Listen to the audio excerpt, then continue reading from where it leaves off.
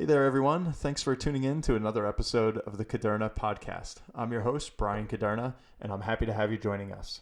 So today we're going to be featuring our monthly guest. As you know, once a month we like to bring another voice to the show that can add to the world of finance and business and our ultimate goal to achieve wealth in its original meaning, which would be to acquire a state of well-being, however you might define that. So today's guest is none other than Jedidiah Collins, or Jed Collins. So Jed is a CFP, a certified financial planner, and also a financial coach and the founder of Rookie to Veteran. After being signed as an undrafted free agent in the NFL in 2008, he played 7 seasons while studying all along the way in the offseason for the CFP. Today, Jed's mission is to empower students, athletes, and other professionals with the necessary behaviors to eliminate the gap between potential and the success that they desire. As a former NFL player, Jed translates the mindset he learned on the field to all the other areas of life, whether they be personal or professional. He's empowered groups such as Amazon, the NFL, Sotheby's, Major League Baseball, F5, and many others. Jed's a passionate advocate for greater financial awareness and financial education, having helped countless individuals on their track towards wealth. Jed's a best-selling author. He has a new book called Your Money Vehicle. He's a national speaker and, most importantly, a husband and father. So today we're going to touch on what those skills are to get you from A to B, and we'll even talk about some of the hardest NFL linebackers that Jed ever had to block and how he got the job done. So without further ado, welcome to the show. The Caderna Podcast. The Caderna Podcast.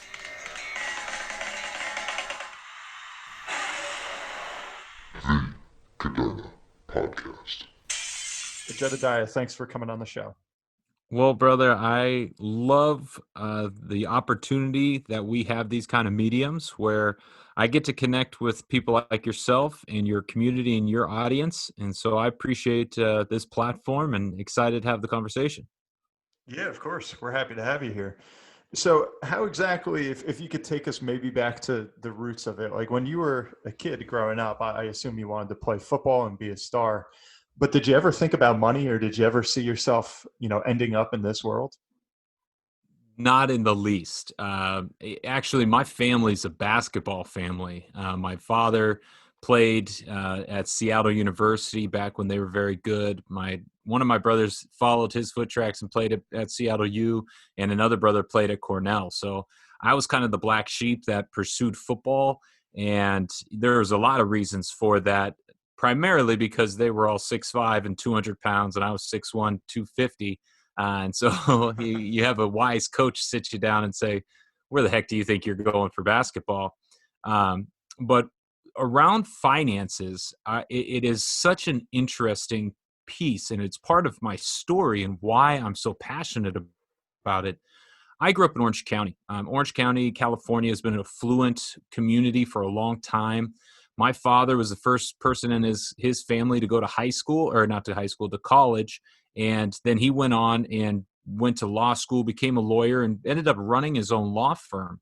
But nobody in his family, including himself, even though he was the higher educated one, understood money. And that passed down to our generation. I look at both my brothers. One was getting a master's in engineering at Berkeley. Another was getting a law degree at Harvard. And I turn to them as I enter into the NFL and say, hey, I'm starting to get some checks. What do I do? And from our upbringing, the only financial plan bestowed upon us was avoid debt and get good jobs. And so, no, this journey was never something that I was saying, hey, I've always wanted to be interested or doing this. But it just so happened that I fell into a situation that it really threw my personal lapse in my face. And then as I started to educate myself, I really started to see the societal issue. And so it kind of was just one of those interesting paths that has continued to unfold to find where I stand today.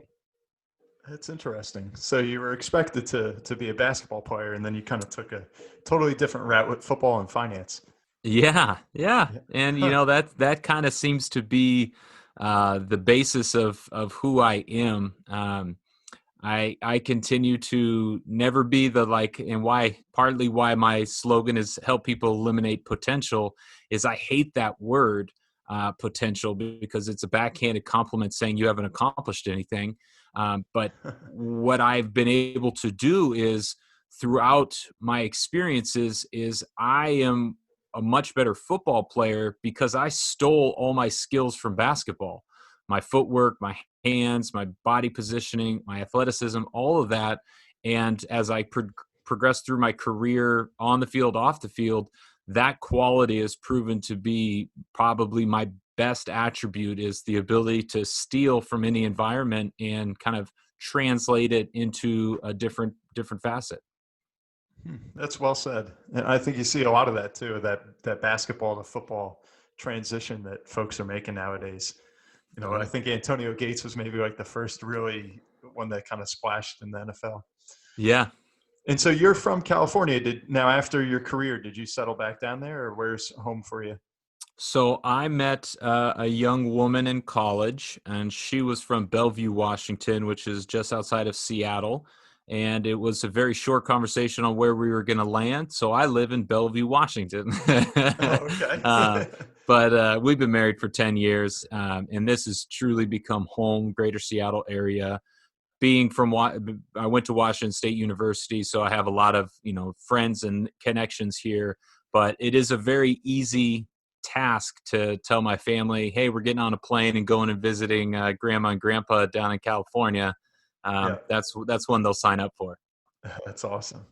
And so I know this whole coronavirus thing that we're living through right now kind of started in Washington. How are you guys faring with it now?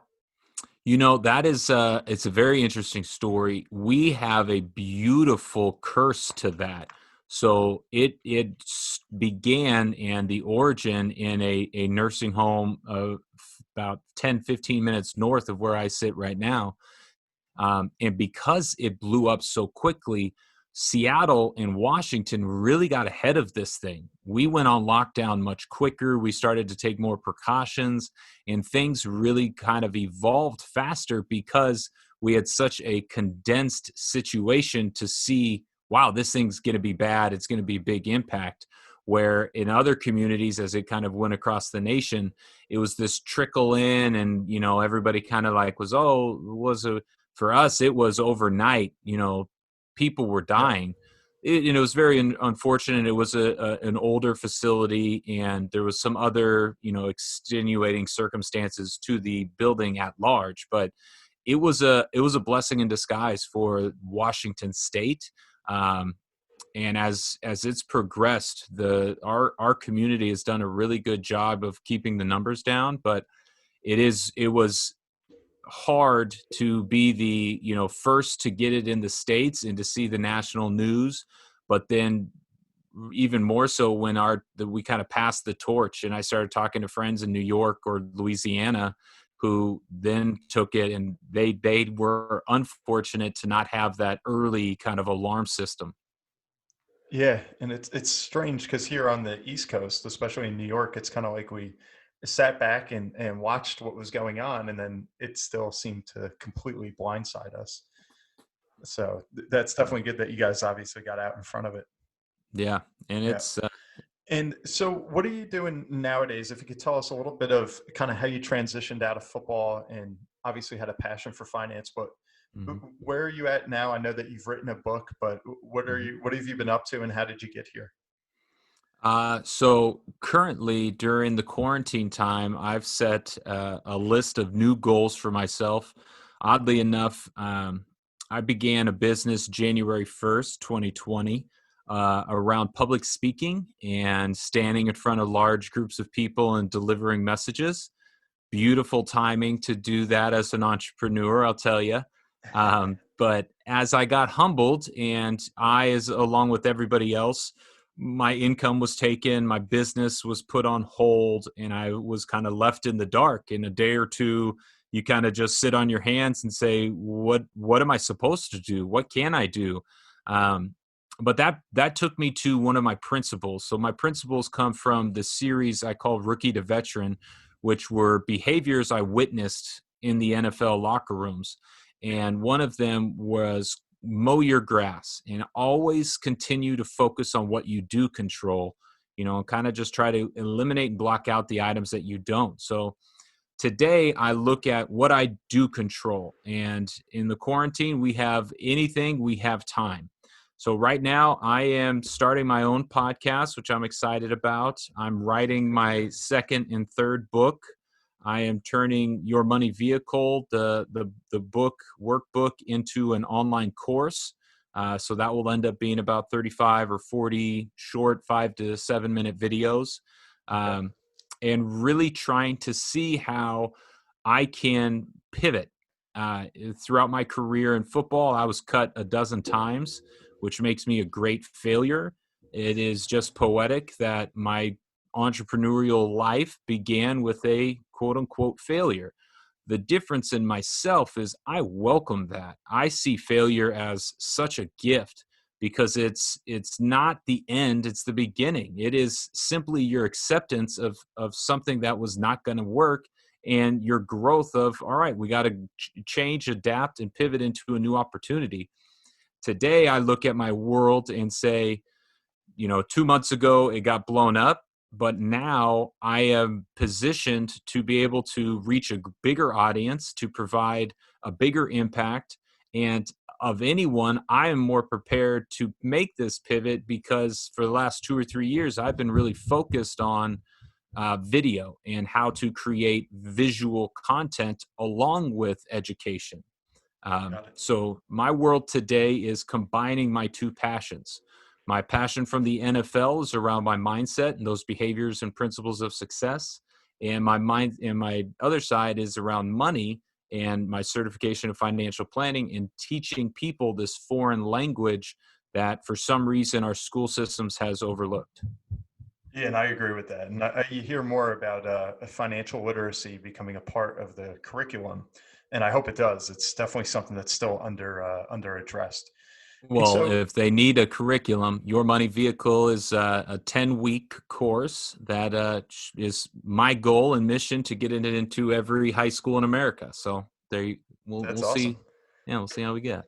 Yeah, I wish you well with that. And with Your Money Vehicle, I mean, is that essentially like a blueprint of how anybody should be just managing their money from the get-go, or is there a Yes. particular niche that goes after, or it's very just applicable to everybody?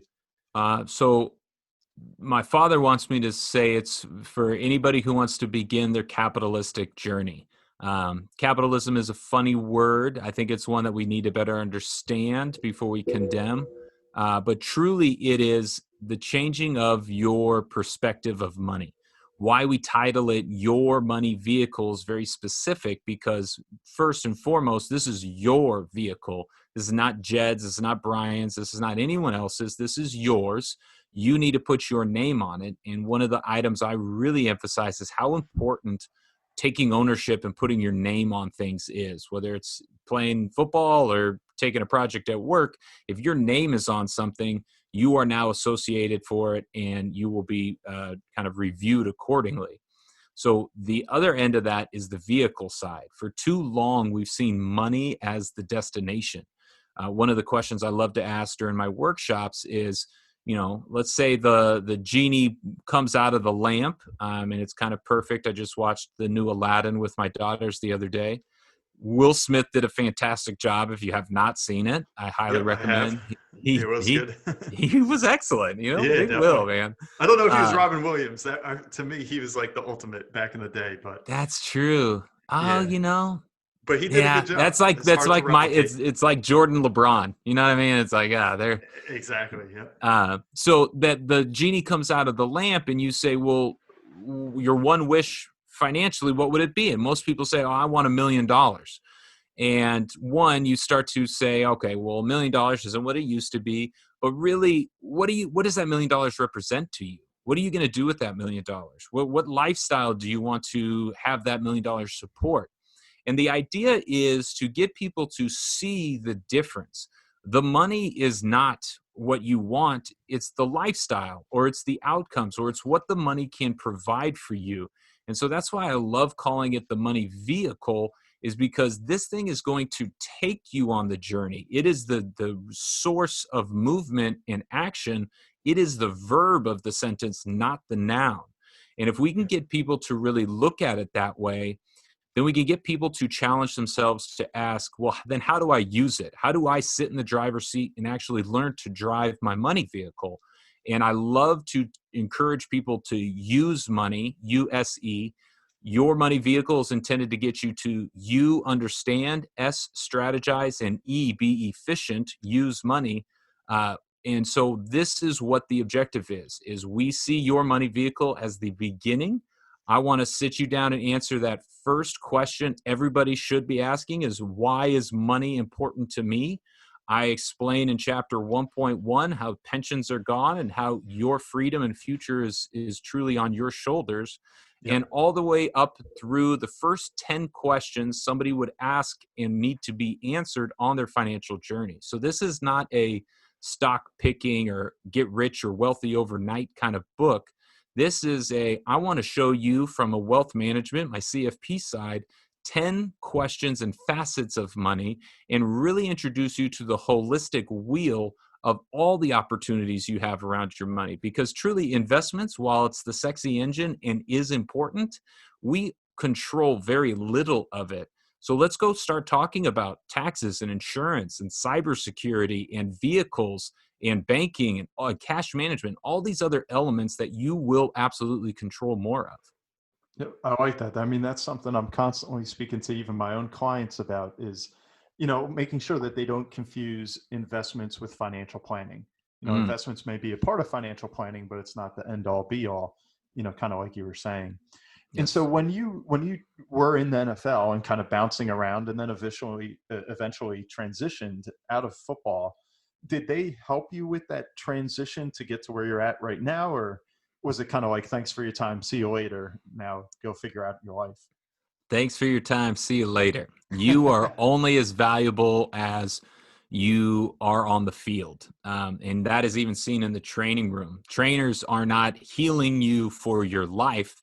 They're healing you to get you back on the field. They're not concerned with your daily activities. They're concerned with, can you play? And that mindset transitions into the transition. And I don't care if you're me, who's a no-name guy who I had a better career than I was supposed to, or a 15-year, 20-year Peyton Manning Pro Bowl, elite player. The transition is going to knock you on your butt. It is such a weird time in your life because you're not just losing a job, you're losing your financial support, you're losing your team and locker room, and you're also losing your identity. If you were to tell a doctor at age 44, you're not going to be a doctor tomorrow. They're going to go through an identity crisis. They're going to go through a weird point in time. As I went into the corporate setting and sitting in a desk in an office all day, I jokingly told people, I said, you know what the hardest part is? Nobody's clapped for me since I've been here.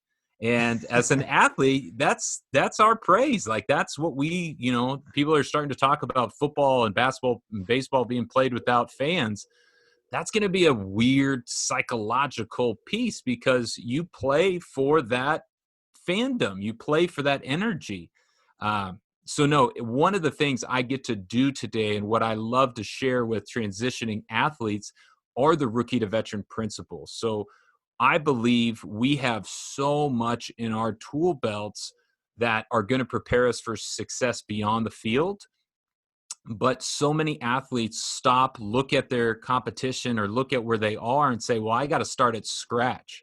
And while you may not have the corporate experience or the entrepreneurial experience or whatever, you do have a certain set of skills that you need to be able to highlight and then communicate as you do begin these endeavors. So I was one of those fortunate few who knew kind of what direction I wanted to head because this money thing became such a passion. I started doing it to guys in the locker room. I started doing it to friends. I started to write to myself a lot. So I knew kind of what direction I wanted to head. That being said, it was still an extremely challenging time. It was a humbling process. And what I really came to realize was it doesn't matter how much you think you know what's going to happen in 3 to 5 years. You just got to start marching in a direction and see how the pieces kind of unfold before you. Got it. Yeah, I couldn't even imagine. That's like going into a whole nother lifestyle. And Hmm. along those lines, I know one of the things you've spoken about in the past is, excuse me, athletes and their finances. We've all seen, things on ESPN of athletes that Mike Tyson's that made a fortune and then went flat out broke and bankrupt. Why do you think there's such that common theme of that it does happen? People that have such tremendous wealth that then blow it all. Is it because it happens when they're so young, or what would you point to for that? Number one, you can title this under lack of education, but I've actually written it to the New York Times. It's a first and foremost a failure in communication. We just had the NFL draft a few days ago. Joe Bob, drafted number one overall, gets a $40 million contract, and that's what's printed on the cover of the New York Times. Joe Bob did not get a $40 million contract. He got a $22 million contract, which is still a ton of money. But if he's out there spending like a $40 million, he's not only broke, he's in serious debt. And that lack of education, simple things like gross to net income, which, yes, is in your money vehicle chapter, but that is the beginning of the problem. As a society, we have told these athletes, all you have to do is be good at one thing. That one thing was never money. And most people aren't good at money, but as an athlete at 22, you're handed hundreds of thousands, millions of dollars. If you were just good at ball, that is going to be a failure for you. You also look at the timing aspect of it. Most careers have a time horizon where their income continues to slant up over time, hitting 40 and starting to peak until you're 55, 60. Athletes are just the polar opposite. You skyrocket in your 20s and then it goes down to zero until you get another career. And what guys don't understand is each year in the NFL should be a decade of your financial life. And that's a really hard concept to fathom at 24. These are dollars and years that are going to pay for me when I'm 40, 50, 70, 80, 90 years old. And so to get people to see this bigger picture lens, you have to make them aware of their finality.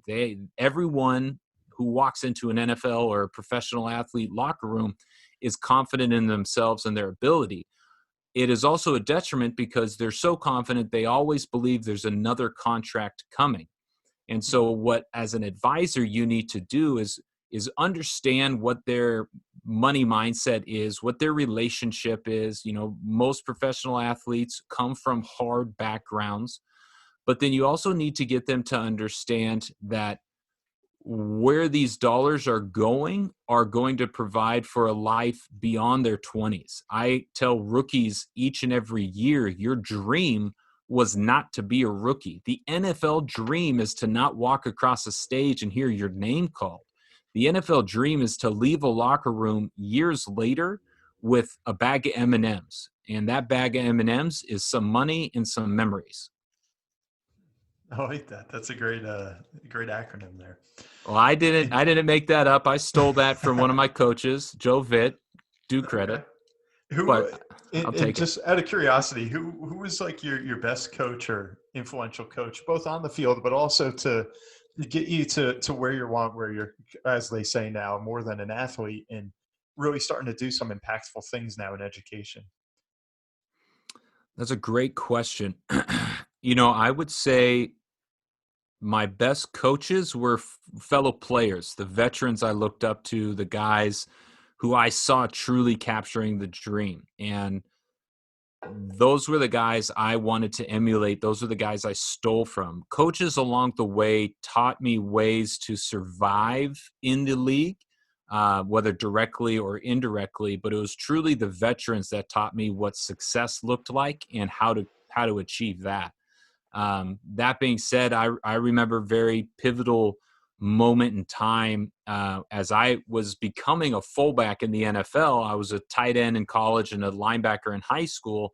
I had a running back coach sit me down and addressed me. He always would call me son. Most coaches called you son if they didn't know your real name.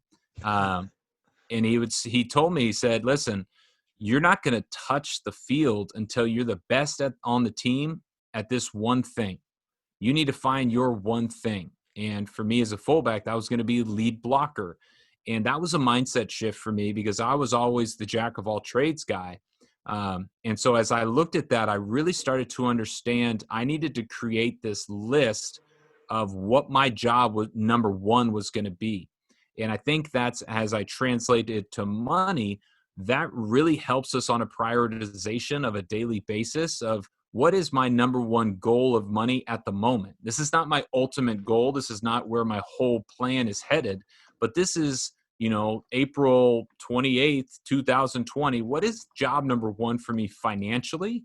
What is job number one for me in my profession? And so I look at those elements that the coaches taught me. And even a Super Bowl champion coach recently, Andy Reid, I remember him walking by and saying, son, we can't beat ourselves out there. And he kept walking, but it was in that one line. I vividly remember him saying that to me, and he taught me a principle that he needed to be able to trust me. He needed to be able to trust that out on the field, I was going to help the team, not hurt the team. That trust needed to extend to the other coaches, to my teammates, to the organization. And it was in those little nuggets, those moments where a coach was truly just trying to be a coach, that if you were looking for them, if you were conscious of them, you could take what they were saying and turn them into life principles. You got it. And that was all well said. And do you miss like some of that team environment of people relying on you? Like you said, Andy Reid told you we can't beat ourselves. Mm-hmm. Now, if you're more in what I've seen a lot of athletes do is kind of go into an entrepreneurial role of sorts and really build out their own platform like you're doing with the podcast and the book. And now you're the driver of a lot of things rather than just a small kind of cog in this big machine of a football team. Do you miss that, or do you enjoy having all this independence now? Miss it every day.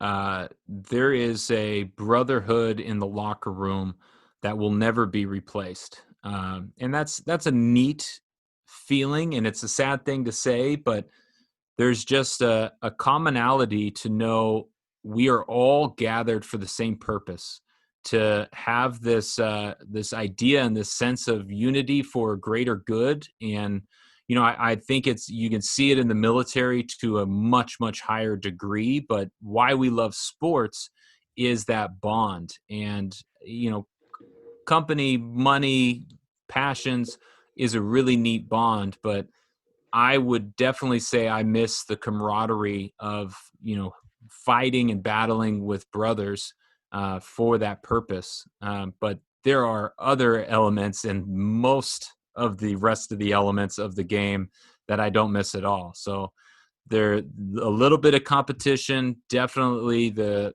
community and the idea that we are all after a greater purpose, and it's a common purpose. And a head coach can stand in front of 70 men and direct them. I think that is really neat. But that's kind of where my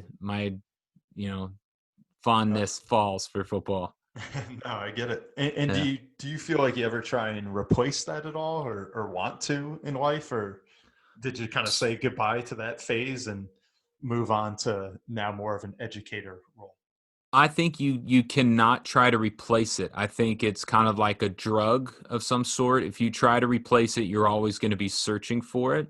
That being said, it took me a few years. I am proud to say I feel a new sense of purpose, one that is not defined as Jed the athlete or even Jed, finance, but a sense of purpose to where I'm connected to something bigger than myself, something that is going to be impactful, has been impactful. And so as I look at that, I wouldn't say it's replaced it, but it has definitely given me a new direction and a new energy. So in some ways, I would say that I feel that a similar emotion, but no, I'm not. You can't chase standing in front of 70,000 people and truly being given full capability of inflicting pain and trying to find that somewhere else. I actually would not recommend trying to find that somewhere else. Yeah, it's probably very good advice right there. Yeah. And so I know we're bouncing around a little bit, but you Yeah, this is grew up fun. in Washington and went to Washington State. What did you major in there, by the way, when you were in college? Grew up SoCal, Oh, I'm living in sorry, in Washington SoCal. now. That's right. Yeah. Yeah. But so I was an accounting major. So my brothers, the oldest brother followed my father's footsteps and became an attorney. The middle brother was an engineer, and I was the business mind, I guess, of some sorts. But That's it right. was yeah, it was also probably because being a lawyer and an engineer, you have to be smarter. And then you kind of, go through the NFL as a bit of a journeyman here, bouncing around with some teams. And Mm-hmm. now we have the book. And can you tell us a little bit about the program Rookie to Veteran? I know that's something that you're pretty big into right now. Oh yeah. So rookie to veteran comes from a growth mindset. Seeing, as a rookie, you walk into a locker room with that term I talked about earlier, potential. And there is a gap, if you truly look at it, this gap between where you are today and any goal that you aspire to be. That gap being that phantom line of potential. What I came to realize was there was not coincidence in who was becoming a veteran. There was not just a luck to who was being the best in the world year in and year out. I got cut 12 times, which at the time were lemons, where I got to turn them into lemonade was when I really started to study the locker rooms and the men that I was getting to be a part of and around. And so rookie to veteran is observing and absorbing the best in the world. How did Drew Brees arrive at his daily regimen? How does a 16-year defensive end come to work every day? How does a 20-year kicker prepare mentally? How are these guys achieving the success I so desperately wanted?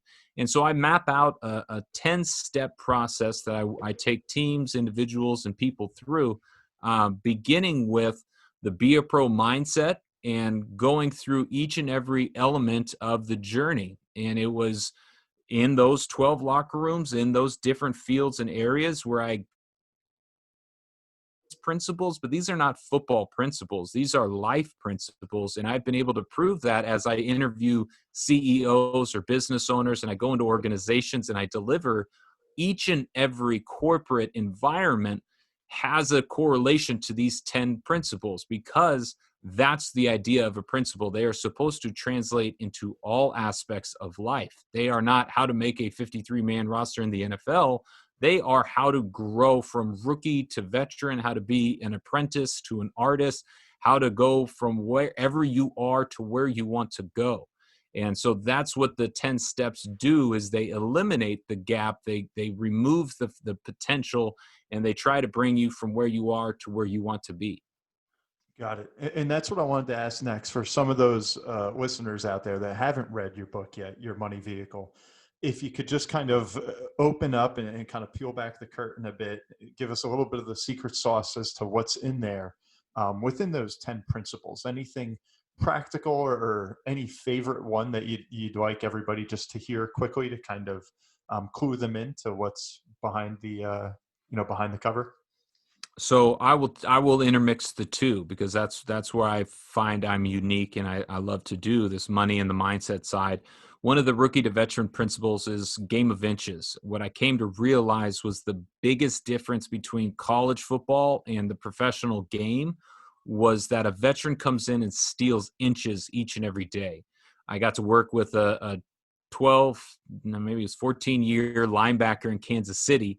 And when we would go out and run drills, we would run 40 yards. He'd run 45. We'd run 50. He'd run 55. We'd go into the bench press. He would slide at 2.5 pounds on any weight we were doing and then do his rep.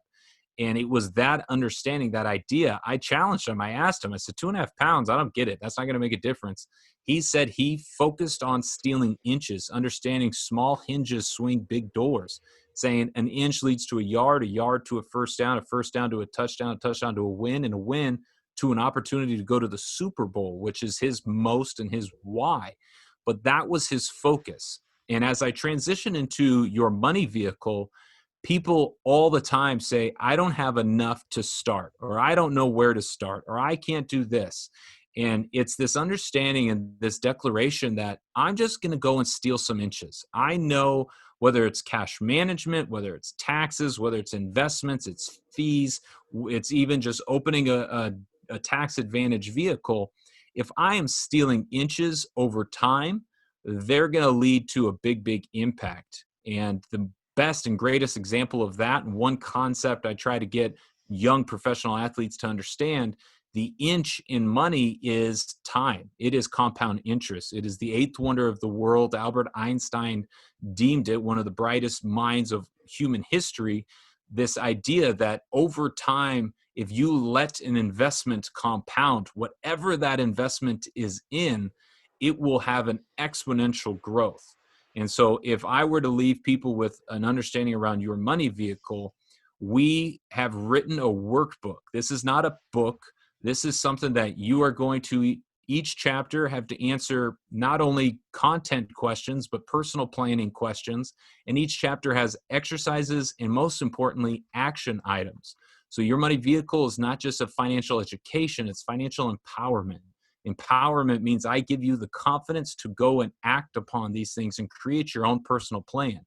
So as you go through this, you will check off each action item of each chapter, ending with chapter 10. What is possibly the greatest advantage to young professionals, who I would say are my target demographic? And young professional could be 15 to 45, but any young person who has a big time horizon, you need to use compound interest and steal those inches, and then use vehicles like a Roth account. And chapter 10 goes through exactly what a Roth account is, why it is so impactful over a long-term time for a young person, and how to go and start open one. Got it. I like it. Two of the things too that I noticed in your book is you stray away from mentioning budget and mentioning retirement. Yes. Is there a reason behind that? I imagine that didn't just happen by happenstance. Well, no, it didn't. And I'm a big believer, again, in mindset and in words of affirmation and in your subconscious. So, budget to me was always limiting.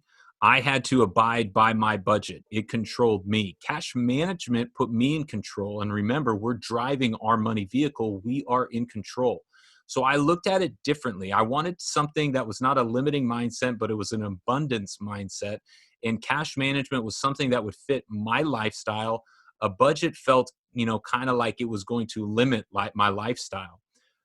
I think we all need to stop using the term retirement, because the idea of retirement is gone. This idea that you're going to get to 65 and ride off into the sunset on a pension and Social Security is no more. Outside of a few professions in public service or a professor in college, their pensions, 90% are gone. And that's because a company and industry wanted to shift that liability of your future off of their balance sheet and onto yours through vehicles like the 401k and the IRA. So I look at those two words.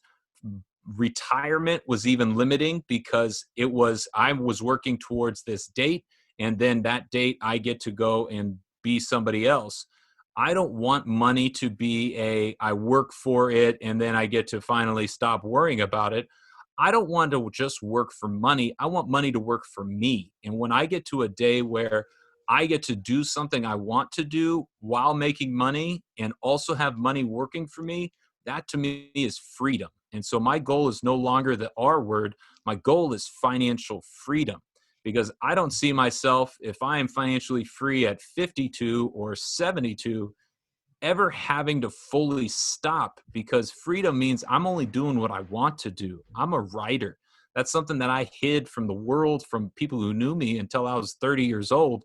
But today I am happiest when I get up at 5 a.m. and I have 2 hours before my daughter's awake, and I have a quiet house that I get to write to myself. It just so happens that some of the things I'm writing might end up making me money, but that is not my job. That is my freedom and a passion I like to chase. So I would challenge people to set up a cash management. Chapter 3 in the book, we introduce you to the money bucket system, which are the 5 choices you're going to have to make with every dollar you have, whether you're Jeff Bezos or starting your first job tomorrow. And then I would challenge you to look at freedom and looking at what the lifestyle you want from money, and begin to make decisions and directions to get yourself there, because that is going to make you have a happier and more fulfilling life. That freedom also comes with the fifth choice in your money bucket system: compassion, and what you can give and into. Have you ever read the book 4 Hour Workweek by Timothy Ferriss?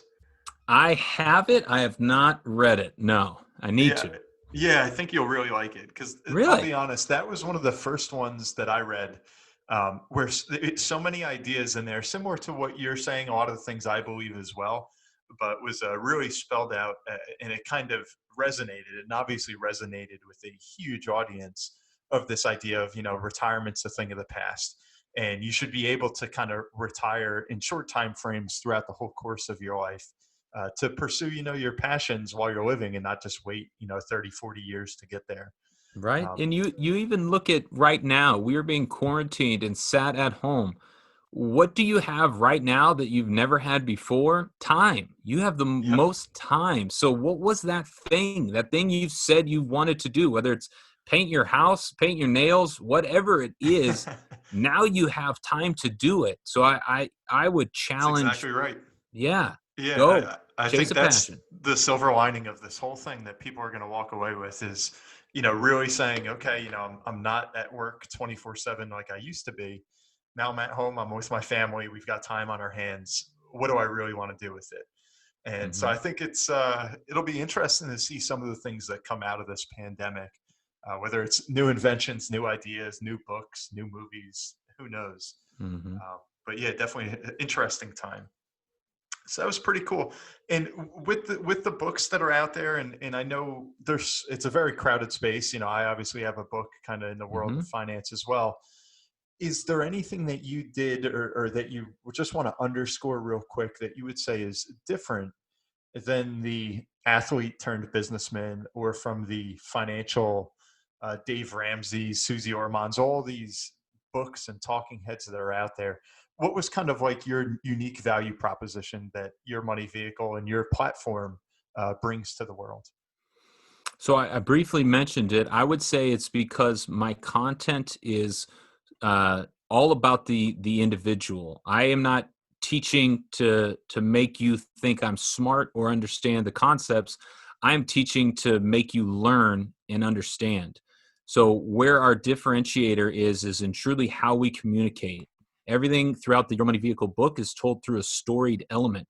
Not because, we couldn't give you the hard facts. It's because w- through history, through education, you learn stories are what people remember. And Sure. I look at the 10 questions, those are from hundreds of financial workshops that I've delivered. What were the 10 most frequently asked questions? What were the 10 most misunderstood concepts in a beginner's journey? And those are what we wanted to formulate around. And so we took those 10 stories, we created, or 10 questions, we created stories around them, but truly where we separate. So Rich Dad Poor Dad changed my life as it has millions of people's lives. Hmm. But I critique Rich Dad Poor Dad now because it didn't tell me what to go do.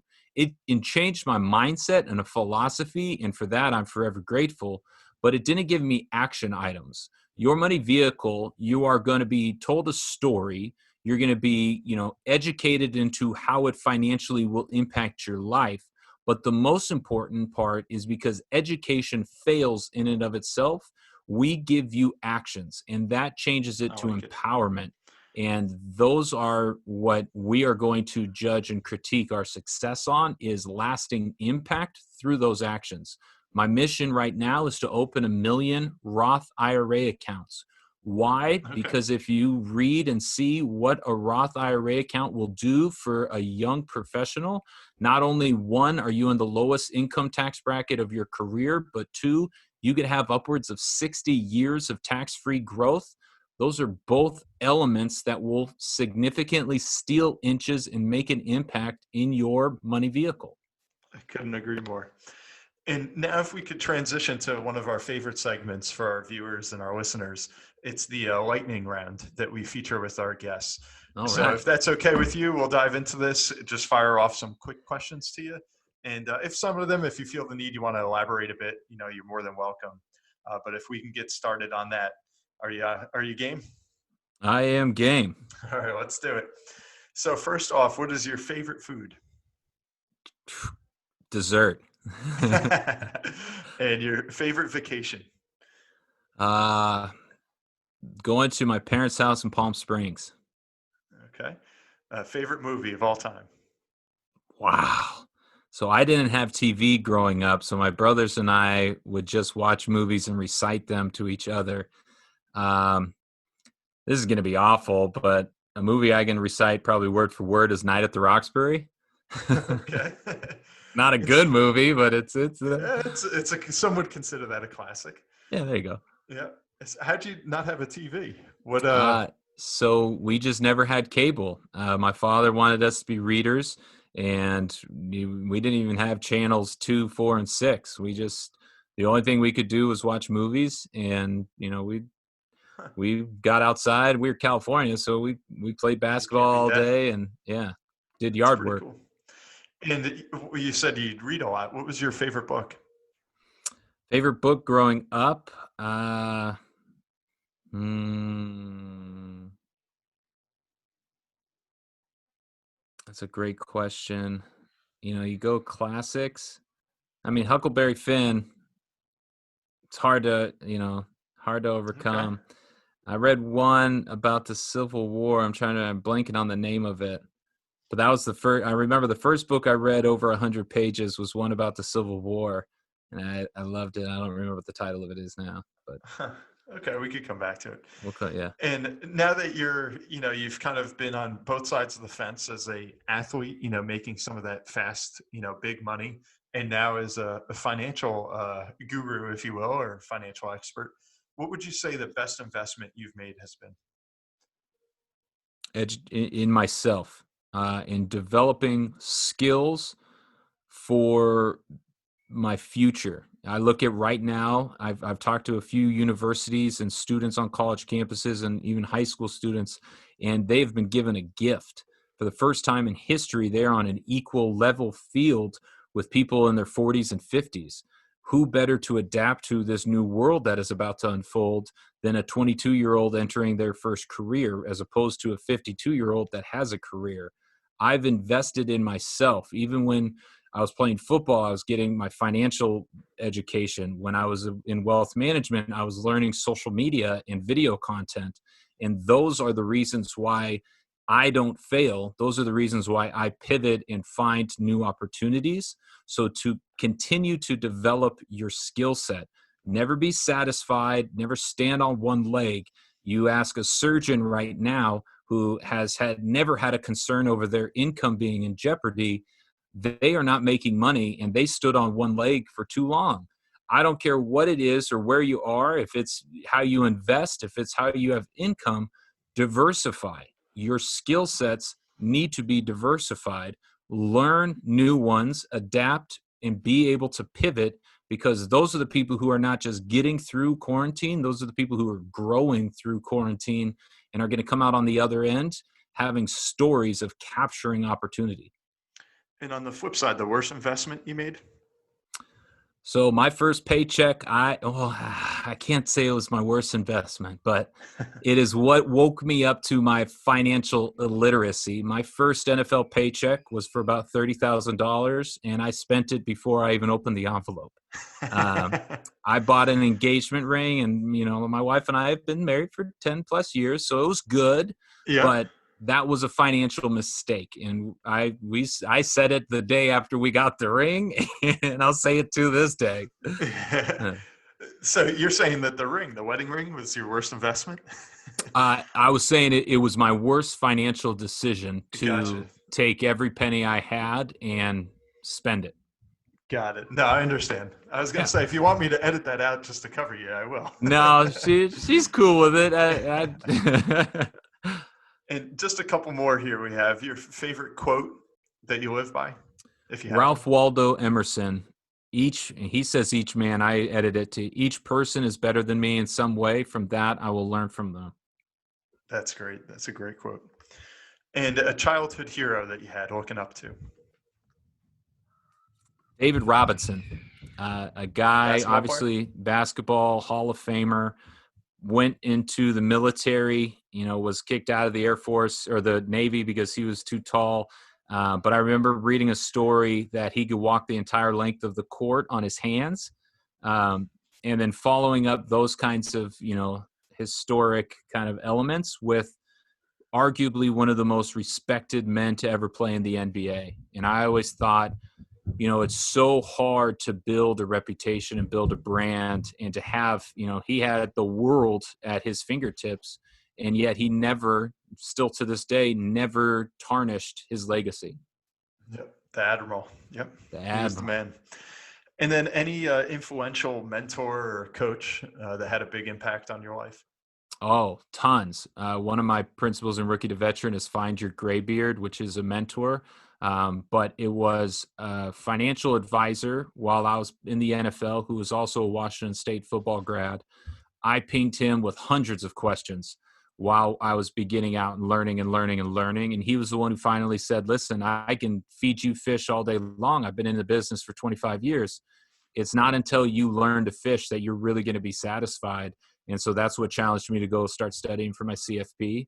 But I would challenge each and every listener, write someone's name down and ask them questions. People want to help you. You're just not asking. And the worst thing that's going to come is they ignore it or they say no. But believe me, you will get endlessly rewarded for reaching out and being persistent and following up and being, conscious of their time, but reaching out and asking. Why did you choose your career? How did you find success? What would you tell me to go do today? Okay. And last but not least, you said that your role in football was to be the lead blocker as a fullback. Mm-hmm. So with that in mind, who is the hardest player that you ever had to block? Oh, man. The hard ones I forget because I got knocked out. That's fair. So there was a guy named Halote Nata who was a nose tackle. He wasn't the hardest. I mean, he was 360 pounds. And so you run into him and it's like running into a moving wall. But I remember very vividly Brian Urlacher coming down one of my first games. And it was surreal because he was a guy I watched in high school as a middle linebacker, saying I wanted to be him. And after I got up from the hit, seeing stars, I was like, all right, that was one of those moments that I'm going to hopefully remember.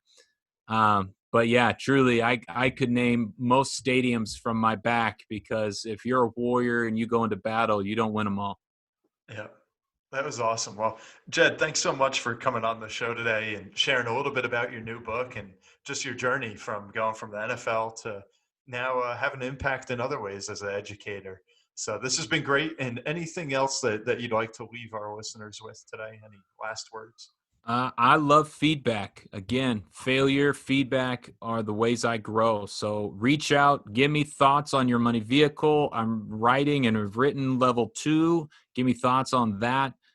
Check me out on social media. But all in all, just tell me good and bad. Just let me keep growing. So Brian, I appreciate the opportunity, brother. And hopefully it was worthwhile, and enjoy the day. Awesome. Thanks so much, Jed, and everybody who listened today. Thanks again for tuning in to the Caderna podcast. I'm your host, Brian Caderna, and we're signing off with today's guest, Jed Collins, again, the author of Your Money Vehicle. Go check it out on Amazon or anywhere else you buy books, and be sure to follow him on social media. Thanks, and have a great day.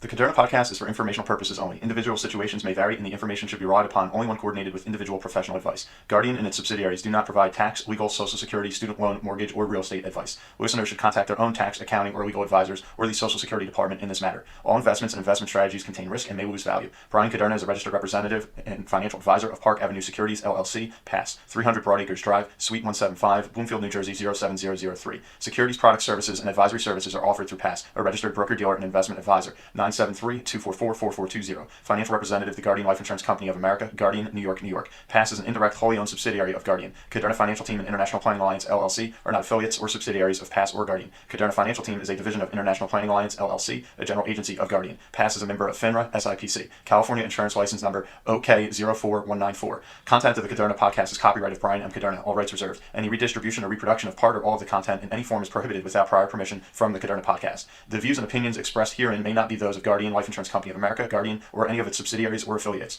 Guardian does not verify and does not guarantee the accuracy or completeness of the information or opinions presented herein. Any third-party materials referenced cannot be endorsed or verified by Guardian and are used as the opinion of the author. Guardian, its subsidiaries, or affiliates do not provide or issue or advise for mortgages. This material contains the current opinions of the author, but not necessarily those of Guardian or its subsidiaries, and such opinions are subject to change without notice.